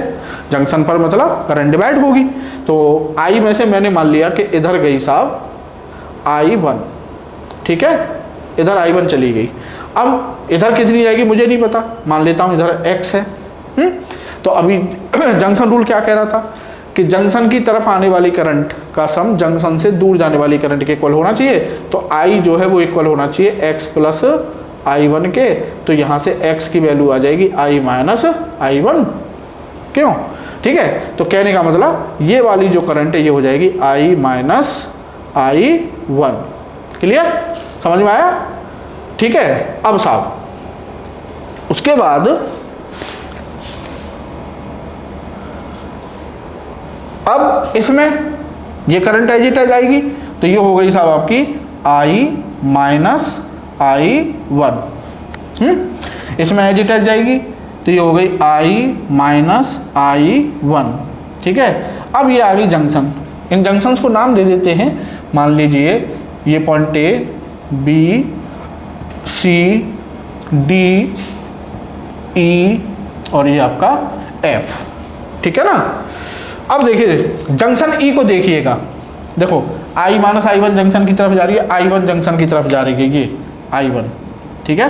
दोनों जंक्शन की तरफ जा रही है तो दोनों का सम हो जाएगा, जंक्शन की तरफ आने वाली करंट का सम, ठीक है ना। तो I1 में I माइनस I1 में I1 जोड़ेंगे तो I, तो ये वापस कितनी हो जाएगी यहाँ पर I और ये I, और फाइनली सेल में कितनी करंट आ गई बच्चों, I, ठीक है। कहने का मतलब ये पूरे सर्किट में मैंने आई करंट निकाल के सेल से और वो पूरे सर्किट में मैंने डिस्ट्रीब्यूट कर दी। अब मेरा डिस्ट्रीब्यूशन सही हुआ है या गलत मुझे ये भी पता चल जाएगा।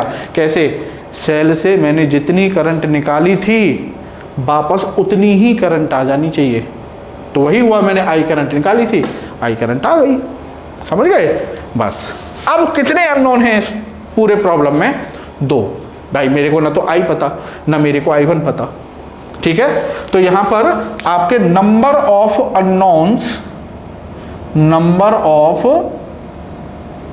अननोन्स हो गए साहब 2, ठीक है। अब बच्चों मैथमेटिक्स कहता है, मैथमेटिक्स बोलता है, तो मैथमेटिक्स कहता है कि भाई आपके पास जितने भी नंबर ऑफ अननोन हैं आपको उतने ही इक्वेशंस चाहिए।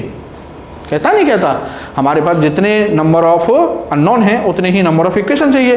तो इस प्रॉब्लम में हमारे पास 2 अननोन हैं, भाई हम I नहीं जानते कितना है, I1 नहीं जानते कितना, तो हमें 2 इक्वेशन चाहिए। अब बच्चों आता है नंबर KVL का। KVL का मतलब है कि वो आपको एक लूप में एक इक्वेशन मिलेगा, मतलब 2 इक्वेशन चाहिए, इसका मतलब आपको 2 लूप चाहिए। 2 लूप, एक लूप में एक बार KVL लगाएंगे, एक इक्वेशन मिलेगा। तो अब साहब हमें क्या करना है, हमें 2 इक्वेशन बनाने हैं 2 अननोन को सॉल्व करने के लिए। इट मीन्स हमको 2 लूप सेलेक्ट करनी है सर्किट में। तो apply KVL in loop, apply KVL in loop A B E F A, ठीक है, A B E F A। अब आप कह रहे हो सब मैं तो ऐसे लूंगा A F E B A, as you wish, freedom है आपको, ठीक है।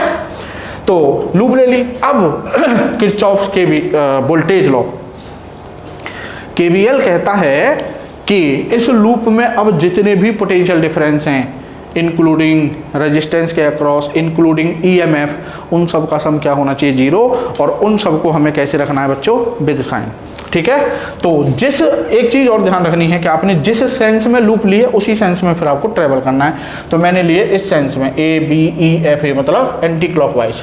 तो पहले मैं आया A से B, मैं ए से बी की तरफ चल रहा हूं, तो ध्यान से देखिएगा बच्चों, जब मैं ए से बी की तरफ चल रहा हूं तो मैं करंट की डायरेक्शन में चल रहा हूं। देखिएगा यही तो है मेरी करंट, ठीक है, तो मैं करंट की डायरेक्शन में चल रहा हूं। और अभी अभी हमने साइन कन्वेंशन पढ़ा था कि अगर हम करंट की डायरेक्शन में चल रहे हैं तो रेजिस्टेंस के अक्रॉस जो पोटेंशियल डिफरेंस होता है आई आर, वो नेगेटिव लिया जाता है। तो इसके अक्रॉस रेजिस्टेंस आई आर होगा, आई आर मतलब 5I, तो उसको मैं विद नेगेटिव साइन 5-5I, ठीक है। उसके बाद अब मैं चला था बी से ई, तो जब बी से ई ट्रेवल कर रहा हूं बच्चों, तो अब भी मैं करंट के डायरेक्शन में चल रहा हूं, तो आई आर कितना, आई कितनी I1 इंटू आर कितना है 6, तो ये भी नेगेटिव लिया जाएगा, -6I1, ठीक है। उसके बाद साहब अब हम चले साहब ई से एफ, अब भी करंट की डायरेक्शन में चल रहे हैं, ई से एफ देख लीजिए, तो आई आर कितना होगा 4 इंटू आई, तो माइनस में ही होगा, -4I, ठीक है साहब। अब साहब हम चले F से A, तो जब F से A चले तो रेजिस्टेंस आ गया 4, करंट कितनी है उसमें I, तो 4I, और करंट की डायरेक्शन में चल रहे हैं देख लीजिए, और करंट की डायरेक्शन में चल रहे हैं तो IR नेगेटिव लिया जाएगा, ठीक है। अब साहब F से जब ये जा रहे हैं तो सेल के नेगेटिव में एंटर हुए, और पॉजिटिव से, देखिए ये पॉजिटिव है ना, तो बाहर कौन से निकले, पॉजिटिव से, और सेल के पॉजिटिव टर्मिनल से अगर हम बाहर आ रहे हैं तो सेल का EMF पॉजिटिव लिया जाएगा, तो सेल का EMF है 4, तो ये हो गया +4। तो जितने भी पोटेंशियल डिफरेंस थे वो हमने विद साइन सब ऐड कर लिए, और equal to 0, that is the point, ठीक है। माइनस ये 5I क्या है, potential difference across this resistance, ये क्या है, potential difference across this resistance, ये क्या है, potential difference across this resistance, ये क्या है, potential difference across this resistance, और ये क्या है, EMF ऑफ दिस सेल। तो जितने भी पोटेंशियल डिफरेंस थे लूप में, सबका सम विद साइन रख के हमने सबका सम क्या कर दिया 0।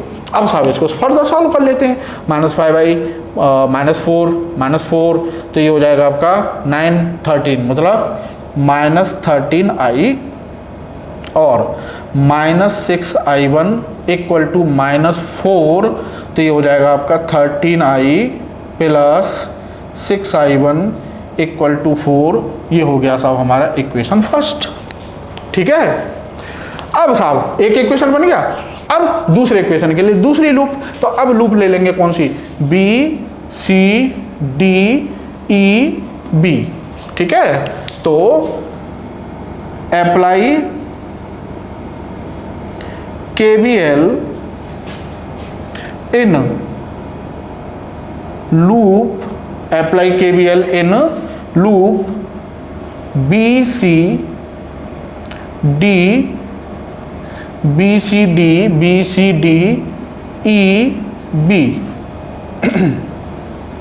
ठीक है जी।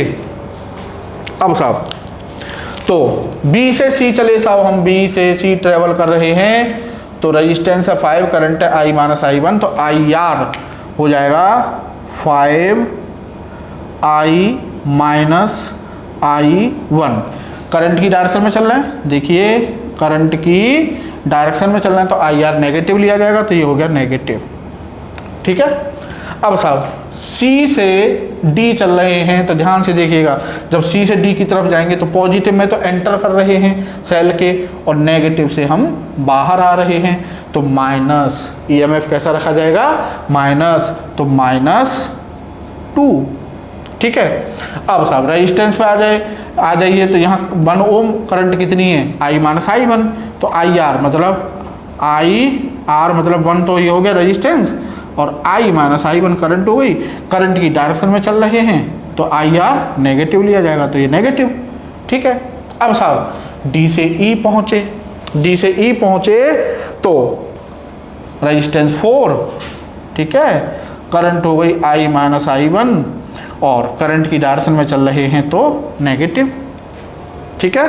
अब साहब E से B, तो रेजिस्टेंस है 6, करंट है उसमें I1, क्योंकि करंट के अपोजिट चल रहे हैं, देखिएगा ध्यान से, करंट इधर जा रही है हमारे ई से भी और करंट जा रही है इधर, तो आई आर प्लस लिया जाएगा और इक्वल टू 0, ठीक है, इक्वल टू 0। अब इसको सॉल्व कर लो, तो ये हो जाएगा साहब हमारा -5i minus minus plus 5i1, ठीक है, और इस 2 को इधर पहुंचा देते हैं, अभी -2 है ना, ठीक है, तो ये हो जाएगा -i, ये इसका मल्टीप्लाई करेंगे -1 का, तो ये +i1, ठीक है, ये हो जाएगा आपका -4i plus 4i1 plus 6i1 और इक्वल टू ये -2 इधर पहुंचा दिया, तो ये हो गया 2, ठीक है ना।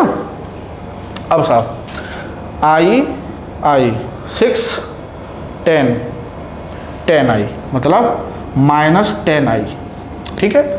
अब साहब -5i1 sorry plus 5i1 6i1 10i1 और 16i1 प्लस 16i1, ठीक है, और इक्वल टू 2, क्लियर। इसको और फर्दर सिंप्लीफाई कर लो, तो ये हो जाएगा आपका -5i और प्लस 8i1 और इक्वल टू 1, ये हो गया साहब हमारा इक्वेशन 2, ठीक है। तो ये i और i1 में इक्वेशन आ गए, और इन इक्वेशंस को सॉल्व करके हमको i और i1 की वैल्यू पता करनी है। तो सिंपली हमें, अगर आप देखें ध्यान से, तो हमसे 6 ओम में करंट पूछी है उसने, ये वाला, और 6 ओम में कौन सी करंट है, i1, तो हमको ये कहिए इन दोनों को सॉल्व करके i1 की वैल्यू निकालनी है। तो ये तो आपने कर लिया होगा, मैं इसको हटा देता हूँ, ठीक है, जिससे हम इस इक्वेशंस को सॉल्व कर सकें। तो अब साहब, अब इन इक्वेशंस को हमें सॉल्व करना है बस। तो ये ऐसे मानिए जैसे हमने 9th 10th लेवल पर वो साइमल्टेनियस इक्वेशन सॉल्व करते हैं ना, कि x + 3y equal to this, 3x + 5y equal to this, तो x और y की वैल्यू पता कर देते, तो वही है बस, x और y की जगह i और i1 हो गया है, और कोई फ़र्क नहीं है। तो हमको i1 की वैल्यू निकालनी है, तो इट मीन्स हमको i जो है एलिमिनेट करना है, तो ऊपर कर देते हैं हम 5 से मल्टीप्लाई इस वाले इक्वेशन में 1 में, तो इक्वेशन 1 5 इंटू इक्वेशन 1 है ना, और प्लस 13 इंटू इक्वेशन 2, क्लियर। इसमें 5 से मल्टीप्लाई करेंगे तो ये हो जाएगा 65, इसमें 13 से कर देंगे तो ये 65, दोनों को जोड़ देंगे तो i से i वाला टर्म एलिमिनेट, केवल i1 बचेगा, i1 की वैल्यू आ जाएगी, तो ये हो जाएगा आपका 65i प्लस, ठीक है, 30i1 और इक्वल टू 20, ठीक है, और इसमें इक्वेशन 2 में कर दीजिए 13 से, तो ये हो जाएगा -65i और प्लस 104i1 और इक्वल टू 13, ठीक है। अब इन दोनों को सीधे सीधे आपको क्या कर देना है, ऐड कर देना है, ठीक है। तो अब जब इनको ऐड करोगे तो ये कैंसिल आउट हो जाएंगे। अब ये इन दोनों को सीधे सीधे ऐड कर देते हैं, तो ये हो जाएगा हमारा 134i1 और इक्वल टू ये हो जाएगा साहब 33, ठीक है। तो i1 इक्वल टू आ गया आपका 33/134 एम्पियर, इतनी करंट फ्लो होगी साहब, 33/134 एम्पियर, ठीक है। अब है आपका एग्जाम्पल 2 KVL का।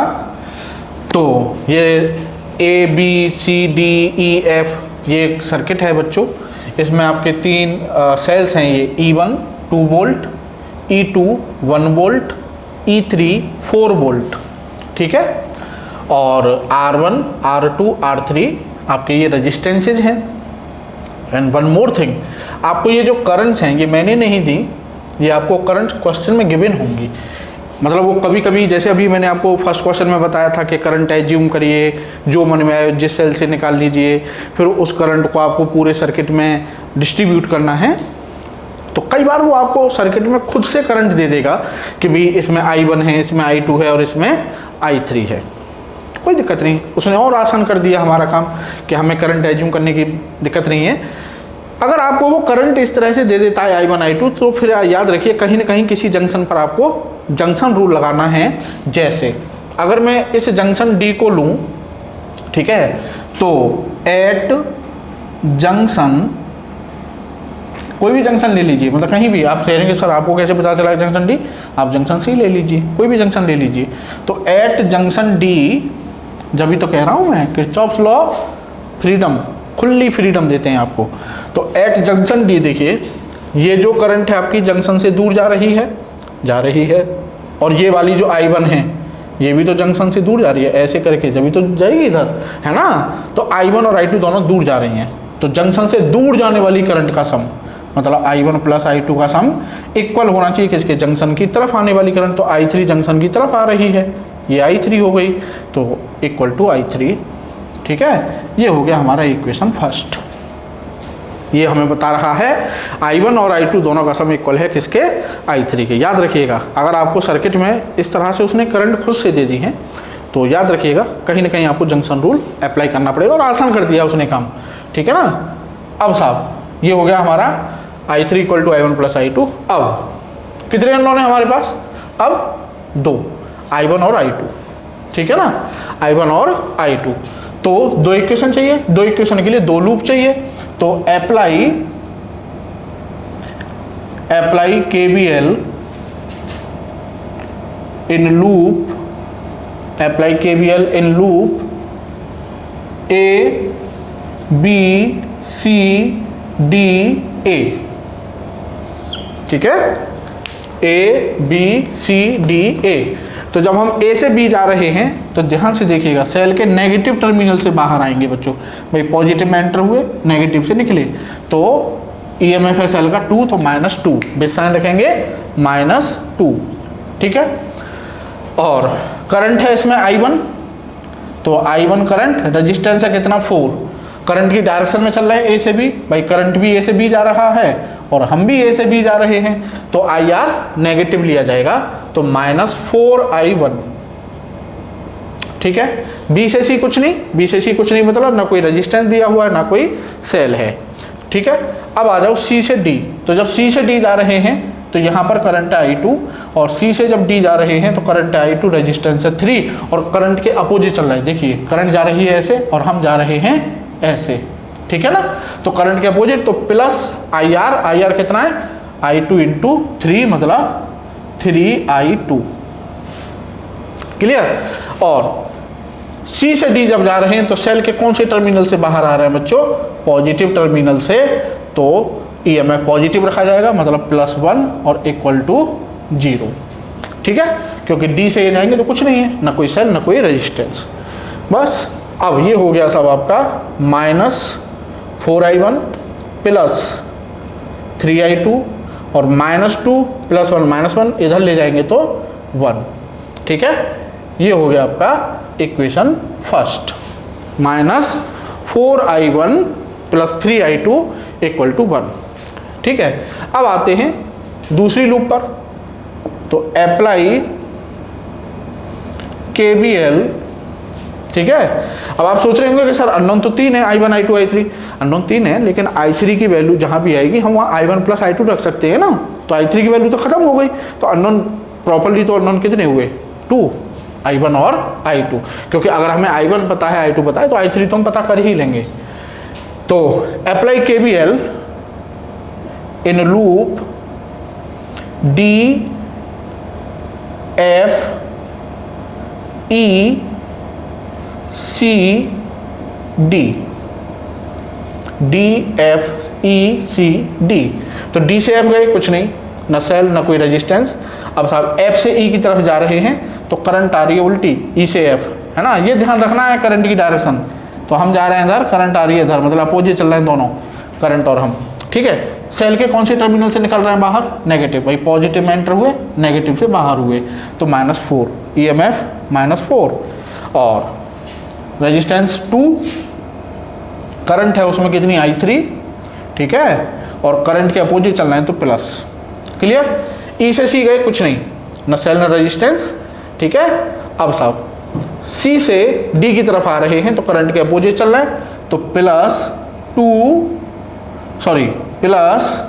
+3 रेजिस्टेंस, करंट कितनी है उसमें I2, 3I2, और सेल के पॉजिटिव टर्मिनल से बाहर निकलेंगे, जब सी से डी जाएंगे तो नेगेटिव एंटर हुए, पॉजिटिव से बाहर निकले तो +1 और इक्वल टू 0। ठीक है साहब, क्लियर। अब साहब -4 2i3 प्लस 3i2 और -4 + 1 -3 और इसको ले गए इधर तो +3। ठीक है, अब i3 की जगह बच्चों हम रख देंगे i1 + i2, तो 2i1 + i2 + 3i2 और इक्वल टू 3।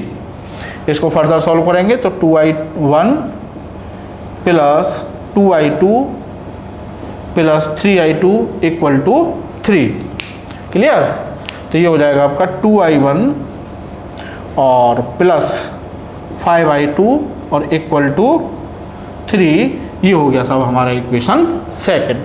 तो i1 और i2 में ये दो इक्वेशन आ गए, i1 और i2 में 2i1 + 5i2 इक्वल टू 3, और ये आ गया आपका इन दोनों को सॉल्व करके हमको i1 और i2 की वैल्यू पता करनी है। तो सिंपल है, देखिए अब नीचे वाले में 2 से मल्टीप्लाई कर देते हैं और ऐड कर दो, सिंपल। तो -4i1, ठीक है, प्लस 3i2, ठीक है, इक्वल टू 1, और नीचे वाला जो इक्वेशन 2 है इसमें 2 का मल्टीप्लाई कर देंगे तो ये हो जाएगा 4i1 + 10i2 और इक्वल टू 6। दोनों को ऐड कर दो, 4i1 से 4i1 कैंसिल, ये हो जाएगा आपका 13i2 इक्वल टू 7। तो i2 की वैल्यू आ गई 7/13 एम्पियर। ठीक है, ये आ गई i2 की वैल्यू। अब i2 की जो भी वैल्यू आई है उसको इन दोनों में से 1 में से या 2 में से किसी भी इक्वेशन में रख देते हैं, है ना। तो 2 में ही रख देते हैं, तो 2i1 + 5i2, तो i2 है हमारा 7/13 और इक्वल टू 3। तो ये हो जाएगा 2i1 और इक्वल टू 3 35/13, तो ये हो गया 69 - 35/13। ठीक है, तो ये हो जाएगा आपका 4 और 3/13।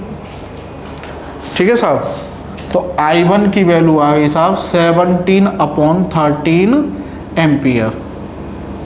ठीक है, ये आ गई आपकी i1 की वैल्यू।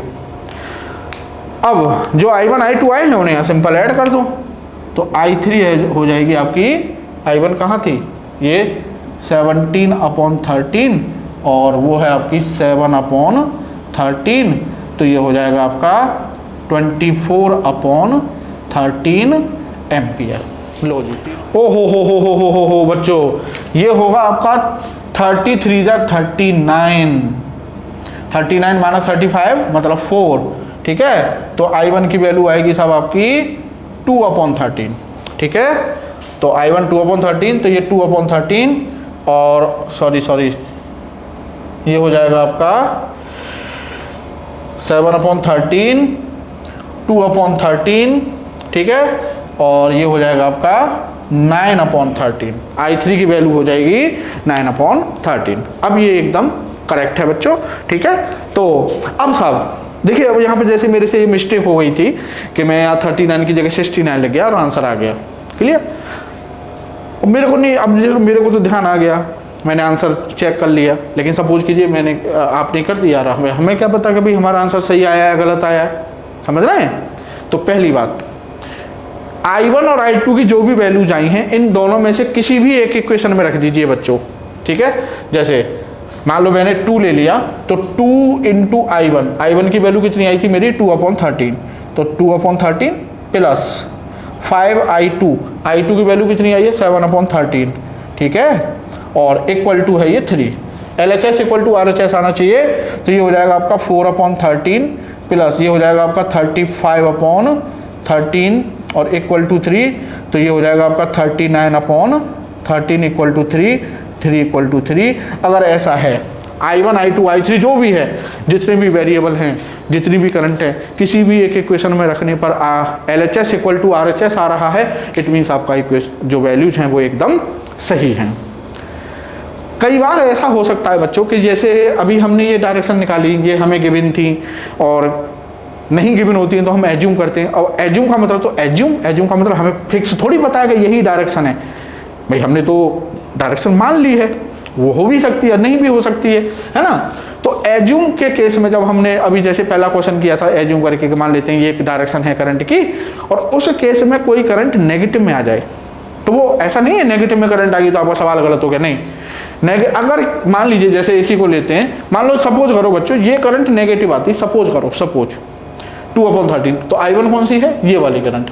इसका मतलब ये करंट हमारी नेगेटिव आ रही है, इसका मतलब ये शो कर रहा है कि जो डायरेक्शन हमने एज्यूम की है ये एक्चुअल में करंट उसके जस्ट अपोजिट फ्लो कर रही है, एक्चुअल में करंट उसके जस्ट अपोजिट फ्लो कर रही है। तो कभी टेंशन में नहीं आने का कि अगर इस तरह से करंट नेगेटिव में आ रही है और आपको लग रहा है कि अरे यार करंट तो नेगेटिव नहीं होती, कोई दिक्कत नहीं है। करंट अगर नेगेटिव आ रही है तो वो ये शो कर रहा है कि आपने जो डायरेक्शन एज्यूम की है करंट की डायरेक्शन उसके जस्ट अपोजिट है हकीकत में।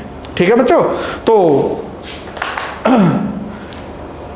ये जो KVL और KCL है बच्चों, मैंने कुछ ज़्यादा एग्जाम्पल तो नहीं लिए हैं, लेकिन अभी आगे और करने हैं हमको KVL KCL से।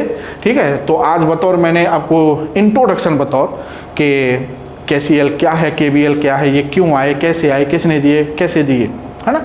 बस मेरे को इंट्रोडक्शन देना था और मुझे पूरी उम्मीद है कि आप लोगों को मज़ा आया होगा लेक्चर में और आपको संपूर्ण ज्ञान मिला होगा इस लेक्चर से।